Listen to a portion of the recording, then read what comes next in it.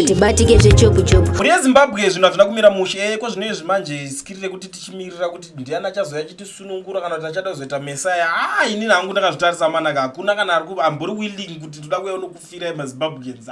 Zviri kutodetsa. Pauda titombosimudza musoro waJohani ka tokanda mundiro. But tichazoona kuti Johani wacho tichakanda mundiro tikamukanga ndiani. Because situation yacho yaka ndope yakutoda. Because iko zvine zvinasi tosaka nemwe nyaya futi imwe iri kutodedzerwa nevakomana veoperation Dudula. Anytime is tea time amana. Chero makandiignore muri kwamukushanda muri zedha uri kumurungu uri kushanda uri kumukuku uri kwakasiyana siyana guys rangu team recontractor wherever you are guys zvinhu hazvisina kumira mushe vachasangana newo one day is one day and muchazoona kuti nyaya iri serious ka muzonga kuti but koyo uyu akambotara nezvazvo because nemakuti netsa kuti sei sinotora nezvazvo nhasi manje nyaya iripo vari kungoti zvoni ivo veoperation March and March call for mass deportation of illegal foreigners.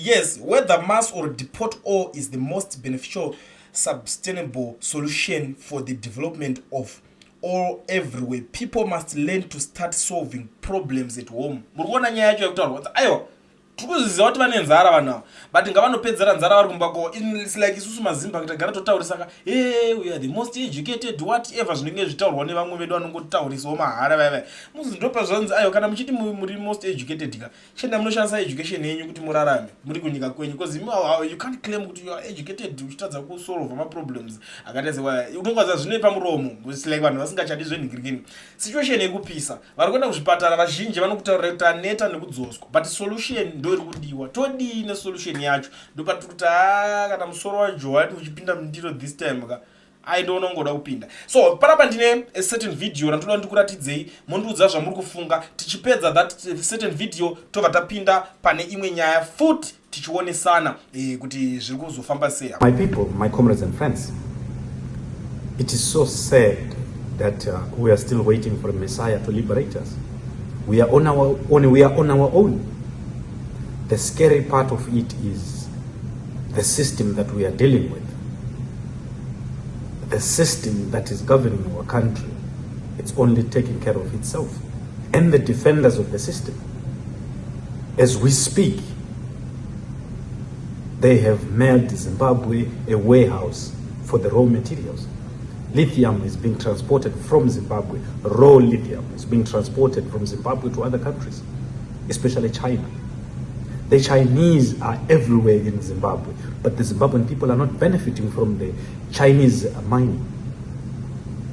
Our health system is in shambles. We can't have a system that allows 87 women dying when they are giving birth.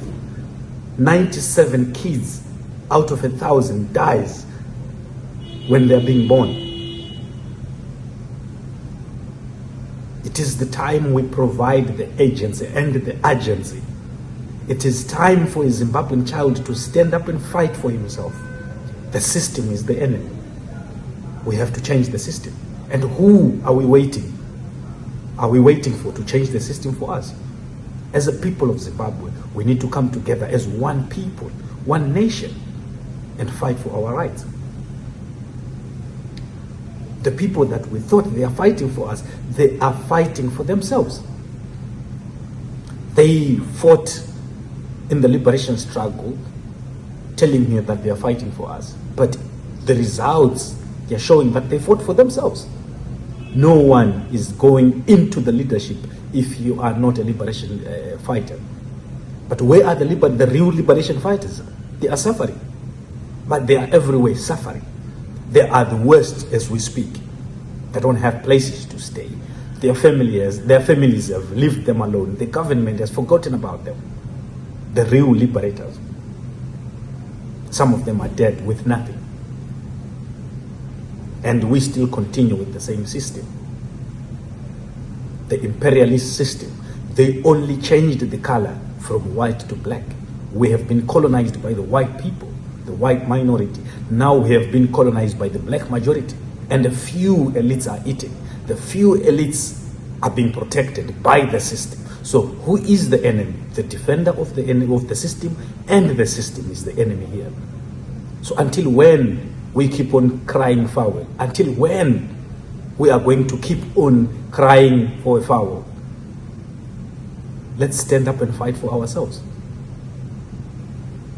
I think nyaya yemhuri yeZimbabwe manyasoinzwisisa nyaya iri panapa iyi ndosaka patiri kuti musoro waJohani apa unenge wava kudiwa mundiro apa ndiwo nyaya dzacho dzatinenge tichitaura nezvadzo dzemusoro waJohani kuti imi because hakuna ndiani acho achiti ndini mesaya ndava kunokumirirai mazimba muchamuwana kupi izvezvi so tongosvika pese kuri kutongoenda mwana umwe ari kutonakirwa nelife yake umwe ari kutodya akadai mapoliticians vakatodzokera back to normal. They are now doing business as usual. Hapana chachinja life yavo iri kutoenderera mberi. Vana vavo vari kudzidza zvikoro zvinodhura, vari kudya chikafu chinodhura. Iwo ndo uri kurwa nenzara uri pavo ende wakamirira kuti kuna achada kuuya achizoda kuzonimiririra. Imika mamusi kuzoona pakudawo action here apo. Mazimba pakuda action apo. But anyway, inyaya action yo aisitombo problem, aisi pressure because nditoda munhu vari kutotaurawo zvekuti vari kutodawo action but inini ndisatashika kune vamwe vese vavo because nyaya iyi pamutanga mbosorovwa tozogadzirisana tichienderera mberi. Ndoda kungoziisa vanhu zvekare kana kuti uri muSouth Africa do register company obva vhurwa FNB business account usina work permit kana study permit bata no education research anokuregistera company okuvhurira FNB business account chaanongoda kungoti ngove nacho iwo ipassport yako chete yonayo yakapindisa munyika ino yeSouth Africa ndo yaano kushandisira kukuregistera company yako kuvhura FNB business account. Wakutorwa madhiri, wakutonakirwa nelife, wakutojoina ma-streets, ma-business world, watopinda imomo, wakutoitawo zvinodiwa ma-transaction anoitwawo mamwe ayaya, wakutokwanisa kunge uchitoita. Chinongodiwa chete ndatichi ipassport yako, haasi kusarudza, ende hausi kunida kuenda kwaarika, asandesi kana unayo mari yacho ndogona kudirector unokwanisa kungoenda kuPretoria kune ma-offices avo education research unoshanda unoitwa ikoko but zvingori izi kungotora nhamba dzake utaura naye idzo dzinenge dziri pascreen wobva wamubata okusorovhera problem. So zvamanje tinoda so da kuti munzwe pane nyaya futi imwe iripo unozati zvinhu zvekutaurika zvakawandisa inini zvanguka ndikumbofunga kuti pamwe inini ndinenge ndisiri kunyatsotaura nemo but kuna vamwe vanhu vari kuramba vachiuya vachirova nemo vari kuita kupwanya pagokora ipapo pakati muchirunzi muda kuvhika. Imbonzwai futi zvekutaurwa panapa nababa vamuzondudzawo zvamuri kufunga in the comment section kana muchinge mune something to say muchida kukomenda muchida kusenda enyu maaudios namba ndakusiyirai zvekare pascreen namba dzeCulian TV motaura neni kune team rera futi vanotitautirwa maadverts ndibatei titaurirane mari dzacho because ina handizokuadvertisire mahara handipenge unongotitaurira panhamba dzangu futi dziri papa toita nyaya dzacho tobva tadzifambira. Chimonzwa zvekutaura nababa vari kutaura vamondudzawo zvamuri kufunga because pari kupopotera. Handine nyaya pamusoro pacomrade munavo painterview ndanzwa vachitaura pamamuchitaura nezvenhau yemaSouth African kuti maSouth Africans ari kufaitira their right which is good. Ipapo ndotenderana navo kuti vari kufaitira kodzero dzavo nokuti vakasaprotecta ufumi hwavo hakuna anokuprotecta but pandinozorambirana navo manje pokuti nesuwo tinofanira kudaro sezviri kuita maSouth Africans but pane different iripo kababa. Different iripo ndeyekuti I think ndoda kudzoserai kumashure muno pamakaita looting. I think looting was enough kuti pave nemasoja anopindira panhau iyoyo but hatina kumboona masoja achipindira zvaangopedzerana nemapurisa kusvika mapurisa akundikanawo vanhu vakaita zvavakaita mashopu mazhinji akavhagwa mozviziva nanhasi mamwe akatovhagwa alutiwa. So kuZimbabwe kungoita rukunga wokuti muri kudainda kustrike masoja atozara muroad. Saka ipapo ndo pavangafanira kutiudza semacomrade kuti todinapo because ava muSouth Africa vane right yokudaro because hapauyi masoja is there for protect the country not to protect Mnangagwa and his Gananda. Saka vari kuti todinapo comrade because masoja atinawo muZimbabwe haasi masoja maTaliban aMnangagwa. MuZimbabwe tiri kuchengetwa naMwari, hatisi kuchengetwa nemasoja inhema. Masoja ndeaMnangagwa and hapana zvatingaita vanotomeka sure kuti tachengetedza Mnangagwa wagara pachinzvimbo nokuti vanga vari venyika nezviri kuitika zvinokuba kuri kuita varume ava zvinongova pachena vakatochinja maitiro but still They are not soldiers.